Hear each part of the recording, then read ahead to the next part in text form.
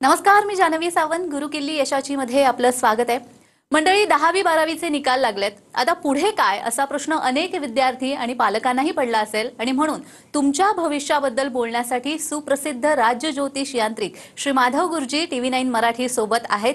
सगळ्यात आधी आपण त्यांचं स्वागत करूया. गुरुजी, कार्यक्रमामध्ये आपलं स्वागत आहे. साईराम. आदेश. आज आपला वाढदिवस आहे, त्यानिमित्ताने TV9 कडून तुम्हाला वाढदिवसाच्या खूप खूप शुभेच्छा. Thank you so much.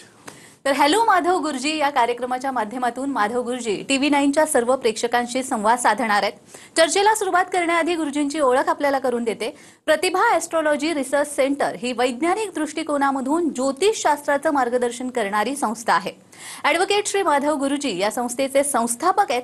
Shri Madhav गुरुजी यांनी शुक्राचार्य ॲस्ट्रॉलॉजी सेंटर दिल्ली मार्फत त्यांनी ज्योतिषशास्त्राचा विविध शाखांचा तब्बल 16 वर्षांचा अभ्यासक्रम पूर्ण करून राज्य ज्योतिष यांत्रिक ही पदवी संपादन केली आहे. गेल्या 19 वर्षांपासून प्रतिभा ॲस्ट्रॉलॉजीच्या माध्यमातून श्री माधव गुरुजींनी हजारो कुटुंबांना मार्गदर्शन केलंय. श्री माधव गुरुजी यांना ज्योतिष विद्याशास्त्राची 7 पिढ्यांची म्हणजेच 350 वर्षांची परंपरा लाभली आहे. सूक्ष्म रीडिंग, कुंडली मार्गदर्शन, वास्तुदोष निवारण, प्रश्नकुंडली, पंचयाग, महालय श्राद्ध या विविध सेवांसोबतच आध्यात्मिक साधनांसहित धार्मिक यात्रा प्रतिभा ॲस्ट्रॉलॉजी मार्फत आयोजित केल्या जातात. चारधाम यात्रा, नर्मदा परिक्रमा, तिरुपती कोल्हापूर यात्रा, हम्पी यात्रा, पंढरपूर यात्रा, गिरनार यात्रा, कैलास मानसरोवर अशा यात्रा वर्षभरामध्ये नियोजित केल्या जातात. स्वतः ॲडव्होकेट श्री माधव गुरुजी या यात्रेमध्ये देवदर्शनासोबतच सर्व आवश्यक धार्मिक विधीही यजमानांकडून करवून घेतात, ज्याने त्यांच्या आयुष्यामधील अडचणीवर मात करत सुखाचा मार्ग मोकळा होतो.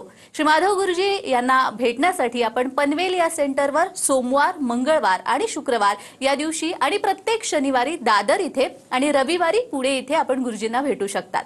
तसंच गुरुजींचं शैक्षणिक क्षेत्रामध्ये देखील मोठं योगदान आहे. बाबा इंटरनॅशनल नावाची त्यांची स्वतःची CBSE शाळा आहे. श्री माधव गुरुजी यांची विशेष ओळख म्हणजे ते नर्मदा तटवासी आहेत. ओंकारेश्वराला माधव स्पर्श शक्तिपीठ प्रतिष्ठान नावाचा स्वतःचा त्यांचा आश्रम आहे. अध्यात्माचा प्रसार प्रचार करण्याचा त्यांचा हेतू आहे. तसेच सुनीता उल्हास गोरक्षणी या गोशाळेच्या माध्यमातून गौमातेच्या सेवेसाठी, गौरक्षणासाठी कामही माधव स्पर्शमध्ये सुरू असतं. तर आज गुरुजींशी आपण थेट चर्चा करणार आहोत. गुरुजी, आज खरं तर आपला वाढदिवस आहे आणि त्यानिमित्ताने आज खरं तर हा योग जुळून आला असं म्हणायला हरकत नाही. आणि नुकतंच आपण पाहिलंय 10वी-12वीचे रिझल्ट देखील लागलेले आणि पालकांची आणि विद्यार्थ्यांची आता हीच काळजी असते की पुढे करिअरमध्ये काय करायचं. तर मला असं विचारायचंय की पुढच्या शिक्षणासाठी आणि एकंदरच करिअर या विषयामध्ये ॲस्ट्रॉलॉजी मार्गदर्शन कशा पद्धतीने करतं? मॅडम, आज सर्वप्रथम जसं तुम्ही म्हटल्यासारखं की आज दुग्ध शर्करा योग आहे की आज माझ्या वाढदिवसाच्या दिवशी मला सगळ्यांना मार्गदर्शन करायला मिळत आहे. म्हणजे आमचे गुरु कायम सांगायचे की ज्या दिवशी वाढदिवस असतो त्या दिवशी गुरुनी अवश्य म्हणजे की सत्संग करावा, कारण तो त्या दिवशी शिष्यांना ते काही देऊ शकतो जे एरवी त्यांना देऊ शकत नाही. तर त्याप्रमाणे माझ्या वाढदिवसाच्या दिवशी मला सत्संग करायला किंवा आज लाईव्ह आपण आहे याचं मला म्हणजे की खूप चांगलं वाटतं आहे. आणि सर्वप्रथम जे 10वी-12वी पास झालेले सर्व म्हणजे विद्यार्थिनींना माझ्यातर्फे खूप खूप अभिनंदन, प्रतिभा ॲस्ट्रॉलॉजीतर्फे, आणि पुढील वाटचालीकरता खूप खूप शुभेच्छा. खरं तर खूप महत्त्वाचा प्रश्न आहे तो म्हणजे की करिअर गाईडलाईन. की करिअर गाईडलाईन ही आहे प्रत्येकाला मिळणं खूप इम्पॉर्टंट असतं.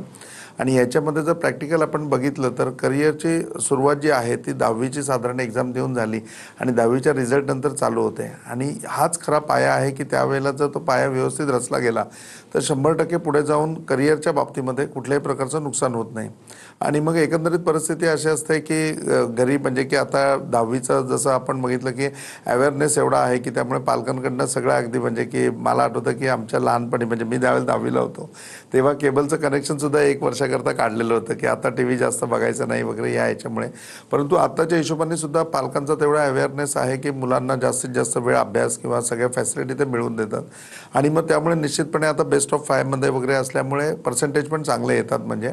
आणि मग त्या ह्याच्यामध्ये जी एक मुलांकडनं अपेक्षा असते की अरे हा 60% मिळवेल, अरे हा 70% मिळवेल, तर आता ती अपेक्षामध्ये ठेवत असताना त्याच्यामध्ये 85% 90% मार्क मिळतात. म्हणजे आता तुम्ही कुणाचाही रिझल्ट ऐकाल तर 80% 90% असा रिझल्ट आपल्याला ऐकायला येतो म्हणजे. आणि मग त्यानुसार मग असं वाटतं की मग त्याच्या घरच्यांची म्हणजे कुठल्याही पाल्याची हीच इच्छा असणार म्हणजे की बाबा माझा मुलगा जो आहे म्हणजे की पालकाची हीच असणार की माझ्या पाल्याला चांगलं शिक्षण मिळालं पाहिजे किंवा त्याला जर एवढे चांगले पर्सेंटेज मिळत आहेत तर त्यांनी मोठी साईड कुठली तरी घ्यायला पाहिजे, म्हणजे तो सायन्स साईडला जायला पाहिजे, तो ते करू शकतो या याच्याप्रमाणे. आणि त्यावेळेला हे बघितलं जात नाही की त्या मुलाला नक्की कशामध्ये आवड आहे. आणि याच्याबरोबर दुसरा ह्याही गोष्टींचा विचार केला नाही जात की याच्या पुढची म्हणजे आत्ताची ही परिस्थिती 10वीला आहे, पण पुढे त्याच्या शिक्षणाच्या बाबतीमध्ये किंवा बाकीच्या गोष्टींमध्ये काय परिस्थिती राहील. आणि याच्यावरती यथायोग्य मार्गदर्शन जर याच्यामध्ये आहे तर ते तुमच्या कुंडलीमध्ये आहे. आपण लास्ट एपिसोडला चर्चा केली ज्याच्यामध्ये मी तुम्हाला आवर्जून सांगितलं की तुमचं सेल्फ इंट्रोडक्शन म्हणजे तुमचं भविष्य आहे. म्हणजे की भविष्य म्हणजे दुसरं तिसरं काय नाही तर तुमचं सेल्फ इंट्रोडक्शन आहे.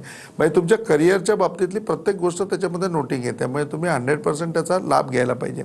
आणि मग ज्या वेळेला तुम्ही ॲस्ट्रॉलॉजीमध्ये येता आणि त्यावेळेला मुलाची पत्रिका दाखवता त्यावेळेला तुम्ही खरोखर असं नका सांगू की आम्हाला त्याला सायन्सला घ्यायचे किंवा आम्हाला त्याला कॉमर्सला घ्यायचे. त्याच्या पत्रिकेप्रमाणे 100% ॲस्ट्रॉलॉजर तुम्हाला सांगेल की तुम्ही या साईटमध्ये जा, ही साईट घेतली तर त्याच्यामध्ये खूप लाभ राहील.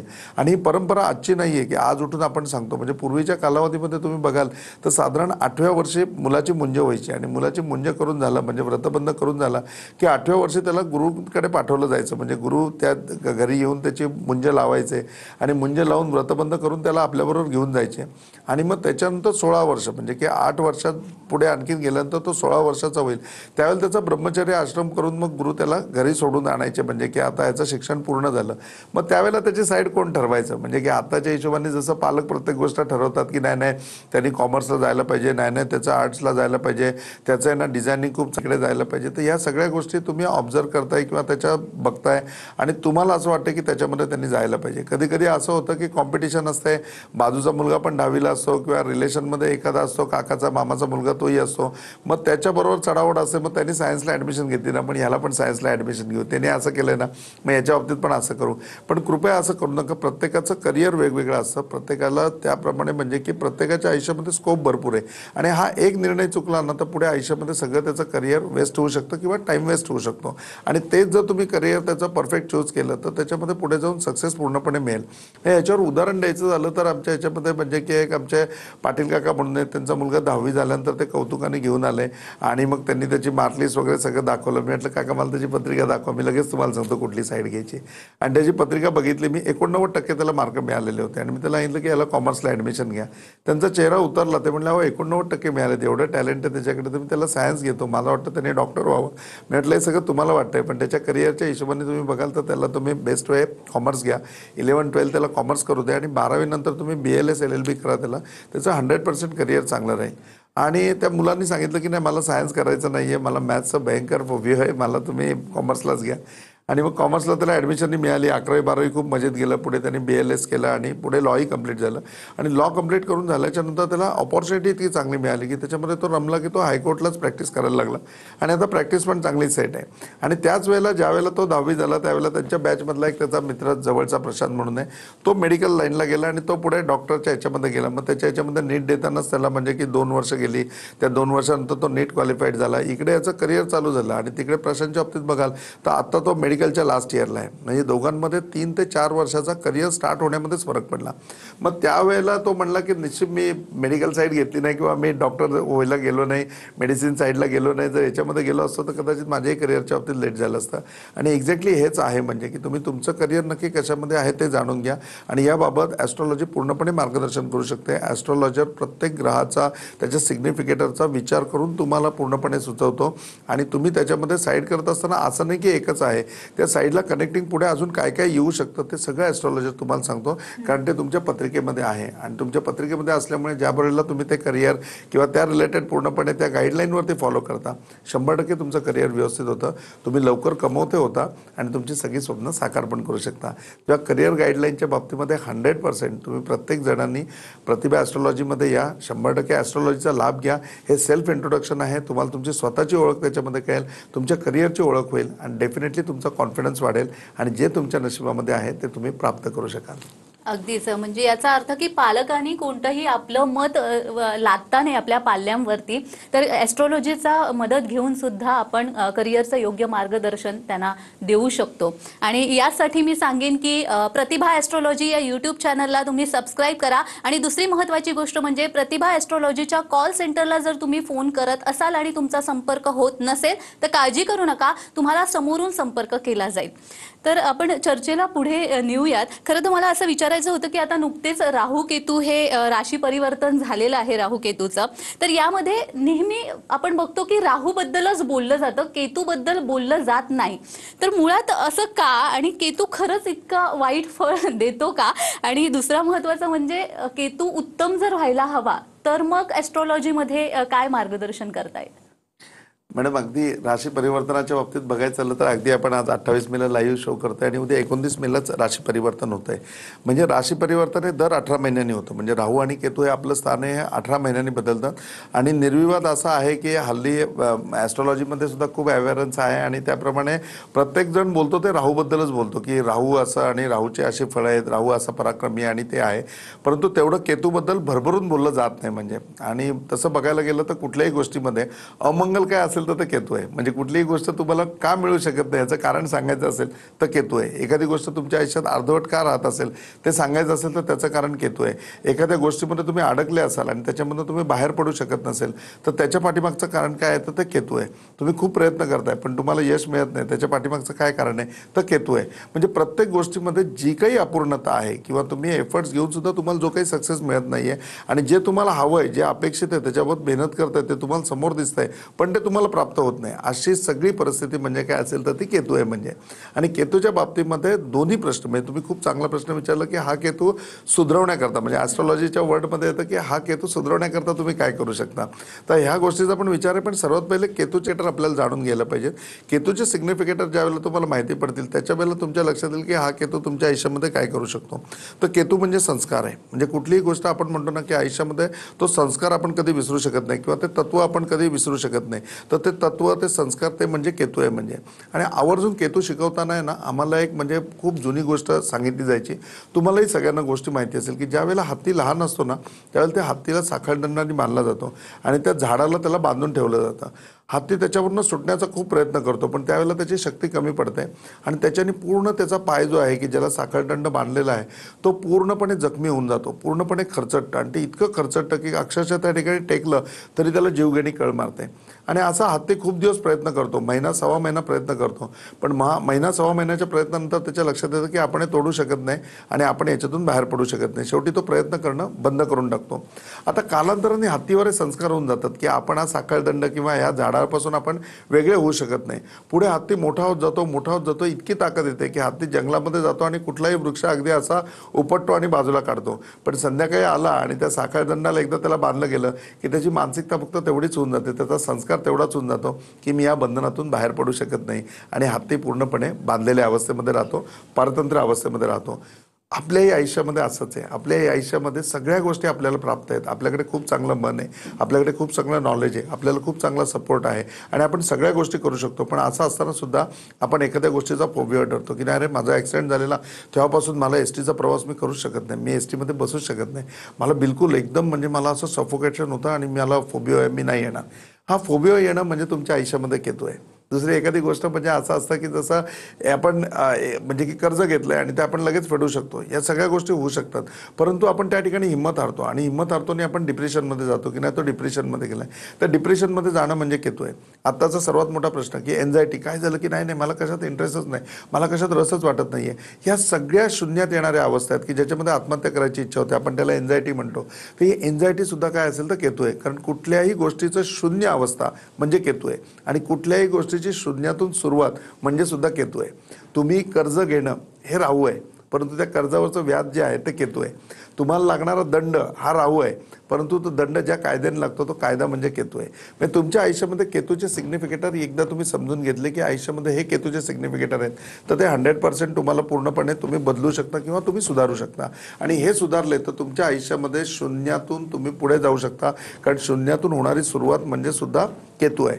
मग हा केतू कसा सुधारवायचा किंवा हा केतू वाईट आहे ते कसं बघायचं. आता सर्वात पहिले प्रश्न पडेल की आता उद्या केतू बदलणार आहे, उद्या राशांतर होणार आहे, सगळं ओके, पण माझा केतू चांगला चांगला आहे का वाईट आहे, तर छोटी छोटी केतूची उदाहरणं आहेत. म्हणजे की केतूच्या बाबतीत सांगायचं आलं तर तुमच्या बॉडी लँग्वेजवरून आपण सांगू शकतो. म्हणजे तुम्हाला जर नखं कुरतडण्याची सवय असेल, तुम्ही निवांत बसले एखाद्या विवंचनेमध्ये आणि तुम्ही तुमची नखं खाताय, तुमचा केतू 100% खराब आहे.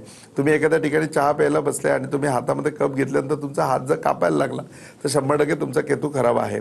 तुम्ही वाटेमध्ये चाललेत आणि कुत्र्यांची झुंड तुमच्या पाठीमागे लागले, कुत्रे तुमच्या अंगावरती भुकत येत आहेत, 100% तुमचा केतू वाईट आहे. तुम्हाला येऊन कुत्र्याने चावलं, 100% तुमचा केतू वाईट आहे. याच्या व्यतिरिक्त शांत बसलेत, म्हणजे की आता तुम्हाला काही काम नाही, तुम्ही बसलेत आणि बसताना तुम्ही तुमचे पाय हलवताय, म्हणजे तुम्ही इनबॅलन्स आहे किंवा तुम्ही स्थिर नाहीये, 100% तुमचा केतू खराब आहे. तर या सगळ्या गोष्टी तुम्हाला दाखवतात की केतू तुमचा पूर्णपणे खराब आहे. मग अशी कुठल्याही बॉडी लँग्वेज मधली गोष्ट असेल तर त्याच्यामध्ये केतू खराब येतो. एखादं काम करत असताना अडचणी निर्माण होत आहेत, 100% केतू खराब आहे. एखादी गोष्ट तुम्ही टायमामध्ये करण्याचा प्रयत्न करताय पण डिले होतोय, 100% केतू खराब आहे. वेळापत्रकाप्रमाणे कुठलीही गोष्ट होत नसेल तुमच्या आयुष्यामध्ये, तुमचा केतू खराब आहे. मग हा सगळा केतू जर आपल्याला सुधरवायचा असेल, हा केतू चांगला करायचा असेल तर निश्चितपणे याच्यावरती उपाय आहेत. केतूच्या बाबतीमध्ये केतू हा पूर्णपणे आध्यात्मिक आहे. केतूच्या बाबतीमध्ये जर तुम्ही आध्यात्मिक कुठलंही अनुष्ठान केलं, म्हणजे की आध्यात्मिक अनुष्ठानामध्ये कुठल्याही तुम्ही गेले किंवा एखादी सवय स्वतःला लावून घेतली, तुमचा केतू 100% चांगला व्हायला लागतो, सुधारायला लागतो. दुसरी गोष्ट म्हणजे की केतूला व्यसन हा जो पार्ट आहे, हा व्यसन अजिबात प्रिय नाही. म्हणजे एखाद्या गोष्टीमधली नशा म्हणजे राहू आहे, पण त्या नशेचं लागण्याला व्यसन म्हणजे केतू आहे. म्हणजे तर तुम्ही व्यसन कुठलंही अवॉइड केलं किंवा व्यसन लावून नाही घेतलं, तुमचा केतू 100% सुधारायला सुरुवात होता. आणि तिसरी गोष्ट म्हणजे सत्य बोलणं. तुम्ही ऑलवेज खरं बोला, तुमचा केतू 100% सुधारायला लागतो. या 3 गोष्टी पूर्णपणे केतूच्या बाबतीमध्ये येतात. एक मला सुंदर या ठिकाणी उदाहरण द्यावं असं वाटतं की एक आमच्या याच्यामधलं जे क्लायंट होते आणि त्यांच्या याच्यामध्ये इतके ते वैफल्यग्रस्त झाले की कर्जावर कर्ज, कर्जावर कर्ज, कर्जावर कर्ज, आणि असं क्रेडिट कार्डचं खूप सारं कर्ज त्यांच्यावरती झालेलं होतं. आणि आता असं झालं होतं की त्या क्रेडिट कार्डवाल्यांनी अक्षरशः म्हणजे सांगितलं की आम्ही तुमच्या घरी येऊ आणि लिलाव करू आणि त्या सगळ्या गोष्टी प्रायव्हेट पॉलिसी, त्याच्यामुळे ते खूप हैराण झाले. आणि आता त्यांना वाटलं की आपण सुसाईड करावं आणि मग ते आत्महत्या करायच्या त्या प्रसंगामध्ये होते. आणि त्यावेळेला भेट झाली त्यांची.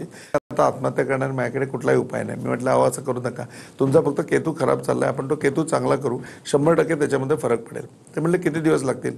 मी म्हटलं बघा 21 दिवस लागतील जर तुम्ही उपासना केली तर. म्हणले काय करायला पाहिजे? मी म्हटलं व्यंकटेश स्तोत्राचं पुस्तक आहे किंवा मोबाईलमध्ये डाउनलोड करून घ्या.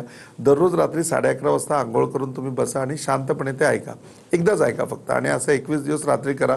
100% 22व्या दिवशी तुमचा प्रॉब्लेम सॉल्व्ह झालेला असेल. आणि खरोखर हे केतूचं अनुष्ठान आहे की एक वेळ धरून तुम्ही जर आध्यात्मिक साधनेने, श्रद्धा भावनेने पूर्णपणे केलं, केतू नक्की तुम्हाला लाभदायक होतो. काकांकडे दुसरा पर्याय नव्हता की आत्महत्याच्या ऑलरेडी ऑप्शनमध्ये ही एकच उपासना होती आणि त्यांनी उपासना करायला घेतली. 5व्या, 6व्या, 7व्या दिवसापासून त्यांचं खूप मन एकाग्र व्हायला लागलं. आणि ज्यावेळेला 21 दिवस पूर्ण झाले त्यावेळेला 21 दिवसानंतर अशी गोष्ट घडली की त्यांना त्यांच्या म्हणजे की मित्रापैकी एक जण होता, तो बँकेचा चेअरमन होता. त्यांनी विचारलं अरे तुझा काय प्रॉब्लेम आहे? त्यांनी सांगितलं असं असं आहे. मग त्यांनी त्यांच्या बँकेतून त्यांना कर्ज करून दिलं. कर्जाची रक्कम कमी झाली नाही, परंतु त्याच्या पाठीमागे जो त्रास होता तो त्रास पूर्णपणे कमी झाला. त्यांनी एक रकमी ती रक्कम उचलली आणि ती पूर्ण करून टाकली. आणि मग छोटा हप्ता आला आणि एकच हप्ता आला, त्याच्यामुळे तो भरून बाकीच्या पैशामध्ये घर पण चांगलं चालायला लागलं. आत्महत्येतून पण बाहेर पडले, शून्यातून सुरुवात पण झाली. आणि तसा पुढे केतू सुधारायला लागला की व्यंकटेश स्तोत्र कंटिन्यू वाचनामध्ये ठेवलं. त्याच्या पुढे त्यांची आर्थिक परिस्थिती सुधारली, प्रगती होत गेली आणि नंतर परत कधीही क्रेडिट कार्ड घेण्याची त्यांच्यावरती वेळ सुद्धा आली नाही. तर निश्चितपणे आपल्या आयुष्यामध्ये केतू अशा प्रकारे असेल, तुम्हाला अशी कुठली सवय असेल किंवा तुमच्या आयुष्यामध्ये असं होत असेल तर निश्चितपणे या आपण त्या केतू सुधारवण्याकरता मार्गदर्शन करू, नाही तर व्यंकटेश स्तोत्राचा पाठ चालू करा, 100% तुमचं कल्याण होईल. वा, खूप छान मार्गदर्शन केलंय तुम्ही सर.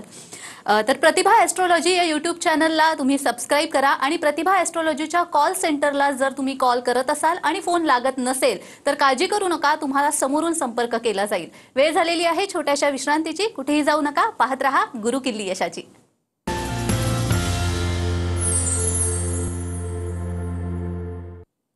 विश्रांतीनंतर सर्वांचं पुन्हा एकदा स्वागत आहे. हॅलो माधव गुरुजी या कार्यक्रमाच्या माध्यमातून आपण माधव गुरुजींशी संवाद साधतोय.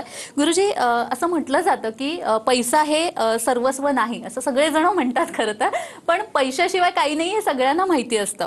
मग ॲस्ट्रॉलॉजी यामध्ये कशा पद्धतीने हीच साधते किंवा काय मार्गदर्शन कराल किंवा उपाय सुचवाल या संदर्भात? अगदी खरं आहे मॅडम की आपल्याला शाळेमध्ये किंवा आपल्या विद्यार्थी दशेमध्ये आपल्याला शिकवलं जातं की आयुष्यामध्ये पैसा सर्वस्व नाही. आणि ज्यावेळेला आपण शिक्षण पूर्ण होऊन बाहेर येतो त्यावेळेला आपल्याला कळतं या जगामध्ये पैशाशिवायही काही नाही. आणि आर्थिक अडचणी बघाल तर आर्थिक अडचणी हा सर्वात मोठी आजची समस्या आहे. म्हणजे की प्रत्येकाला माहिती आहे की त्याच्या आयुष्यामध्ये प्रॉब्लेम आहेत आणि ते प्रॉब्लेम आहेत, त्या प्रॉब्लेमचा जर शांतपणे विचार केला तर 90% तुमचे प्रॉब्लेम आहेत ते पैशामुळे आहेत. म्हणजे की तुमच्या आयुष्यामध्ये जर पैशाची तेवढी प्राप्ती झाली तर ते 90% प्रॉब्लेम तुमचे पूर्णपणे सॉल्व्ह होऊ शकतात. मग 10% प्रॉब्लेम असे येतात की ज्याच्यामध्ये समजा की काही तुमच्या घरामध्ये लग्न जमत नाहीये, तुम्हाला मूल होत नाहीये किंवा घरामध्ये आजारपण आहे, त्या आजारपणामधून तुम्ही बाहेर पडत नाहीये, एखादा असे प्रसंग आहे की वारंवार ॲक्सिडेंट होत आहेत, ह्या ज्या घटना घडत आहेत ह्याला तुमचा पैसा काहीच करू शकत नाही. म्हणजे पण बाकी 90% प्रॉब्लेम आहेत ते तुमच्या पैशाने सॉल्व्ह होतात. म्हणजे आणि ते तुमच्या जीवनामध्ये का तर तुमच्या आयुष्यामध्ये सफिशियंट पैसे नाही आहेत याकरता ते आहेत. ह्याच्याकरता आवर्जून आहे ना, मी पहिले तुम्हाला सांगेन कारण आता वेळ शॉर्ट आहे आणि ह्या वेळेमध्ये एवढं सगळं एक्सप्लेन करू शकत नाही. पण माझं यूट्यूब चॅनलवरती म्हणजे प्रतिभा यूट्यूब चॅनलवरती कराग्रे वसते लक्ष्मी म्हणून एपिसोड आहे, तुम्ही आवर्जून तो बघा. तुम्ही तो एपिसोड बघितल्यानंतर मी 100% सांगेन की तुमच्या घरामध्ये पैशामध्ये वृद्धी होईल, तुमच्या घरामध्ये पैसे वाढतील, तुमची आवक वाढेल आणि तुमच्याकडे पैसे टिकून सुद्धा राहतील. आता याच्यामध्ये आज आपण केतू मार्गदर्शन घेतोय आणि केतूमध्ये हा सर्वात मोठा भाग आहे की तुमच्या पैशाचा आर्थिक चढ उतार म्हणजे तुमची कुठलीही आर्थिक बाजूमध्ये जो चढ उतार येतो, हा चढ उतार आणणारा कुठला ग्रह असेल तर तो केतूच आहे. म्हणजे की केतू त्याच्यामध्ये पूर्णपणे चढ उतार आणतो आणि याच्यामध्ये बघाल तर ते चढ उतार अशा प्रकारचे येतात की त्याच्यामुळे तुम्ही पूर्णपणे डाऊन होत जाता आणि मग त्याच्यामुळे प्रत्येक गोष्टीमध्ये आणखीन समस्या वाढत जातात आणि मग त्या समस्यांनी तुम्ही पूर्णपणे गांधून जाता. तर ॲस्ट्रॉलॉजी या शास्त्राची निर्मिती म्हणजे मार्गदर्शनाचं शास्त्र आहे, याच्यावरती मार्गदर्शन आहे. पण डेफिनेटली ॲस्ट्रॉलॉजी ज्यावेळेला निर्मिती होते म्हणजे प्रसंग असा आहे की लक्ष्मी विष्णूच्या दालनामध्ये आहेत आणि त्यावेळेला भृगु ऋषी आले आणि त्या एका प्रसंगावरनं त्यांनी विष्णूंच्या पूर्णपणे छातीवरती लाथ मारली आणि तो पाय इथे उमटला. तर बघितल्यानंतर लक्ष्मीने श्राप दिला की मी तुम्हाला श्राप देते म्हणून की तुम्ही भिक्षा मागत फिराल आणि तुम्हाला काही प्राप्ती होणार नाही म्हणून. पण विष्णूंना त्या लाथ मारण्यापाठीमागचं कारण माहिती होतं आणि त्यांची ओळख आहे की ते ब्राह्मण प्रिय आहे, की ते ब्राह्मण खूप प्रिय आहेत. म्हणजे साधना करणारी प्रत्येक गोष्ट त्यांना प्रिय आहे म्हणून त्यांनी कृपा आशीर्वाद दिला की नाही म्हणून लक्ष्मी तू यांना पूर्णपणे उश्शाप दे. आणि त्यावेळेला लक्ष्मीने उश्शाप दिला की तुम्ही अशा एका शास्त्राची निर्मिती कराल की ते शास्त्र जाणून घेण्याकरता लोक तुमच्याकडे येतील आणि त्या मार्गाने लक्ष्मी तुम्हाला मिळेल. म्हणजे ॲस्ट्रॉलॉजीची निर्मिती केली ती सर्वात पहिली गोष्ट म्हणजे की लक्ष्मी प्राप्ती करता केली. म्हणजे बघा तुम्ही की कोणी येतो तो हातामध्ये 4 पैसे घेऊन येतो किंवा खिशात पैसे घेऊन येतो आणि जो तो पंचांगावर आमचे पैसे ठेवतोच कारण त्याला माहिती की जिथपर्यंत दक्षिणा देत नाही तिथपर्यंत हे फायनल नाही होऊ शकत, फलित नाही होऊ शकत. तर त्याप्रमाणे म्हणजे की ॲस्ट्रॉलॉजीमध्ये अशा खूप साऱ्या उपाययोजना आहेत. त्याच्यामध्ये सर्वात पहिली उपाययोजना की तुम्हाला केतू सुधारायला पाहिजे. केतू सुधारण्याकरता सर्वात पहिले की तुम्ही स्वच्छता, घरामध्ये जेवढी स्वच्छता ठेवता येईल तेवढी स्वच्छता ठेवा. ज्या ठिकाणी पैसे ठेवता त्या ठिकाणी स्वच्छता ठेवा आणि याच्या व्यतिरिक्त श्वानची सेवा म्हणजे कुत्र्याची सेवा, घरी कुत्रा पाळल्याने सुद्धा केतू चांगला होतो. तर असे छोटे छोटे अनेक उपाय आहेत. तुम्ही कराग्रे वसते लक्ष्मी 100% यूट्यूब चॅनलवर आजच सर्च करा आणि बघा. 100% तुम्हाला खूप चांगलं मार्गदर्शन त्याच्यामध्ये मिळेल. तुमची आर्थिक परिस्थिती सुद्धा वाढेल, सुधारेल आणि तुमच्याकडे पैसे टिकायला लागतील. अगदीच गुरुजी, तुम्ही इथे आलात आणि खूप छान आम्हाला मार्गदर्शन केलं, त्यासाठी धन्यवाद. साईराम आप सबकी भली करे. गुरु गोरक्षनाथ आप सबकी भली करे. आप सबका जीवन मंगलमय हो. ओम साईराम. तर प्रतिभा ॲस्ट्रॉलॉजी या यूट्यूब चॅनलला तुम्ही सबस्क्राईब करा आणि प्रतिभा ॲस्ट्रॉलॉजी कॉल सेंटरला जर तुम्ही कॉल करत असेल आणि तुमचा संपर्क होत नसेल तर काळजी करू नका, तुम्हाला तिथून समोरून कॉल केला जाईल. तर गुरुकिल्ली यशाची या कार्यक्रमामध्ये आज इथेच थांबतोय. पुन्हा भेटूया. तुम्ही पाहत रहा TV9 मराठी.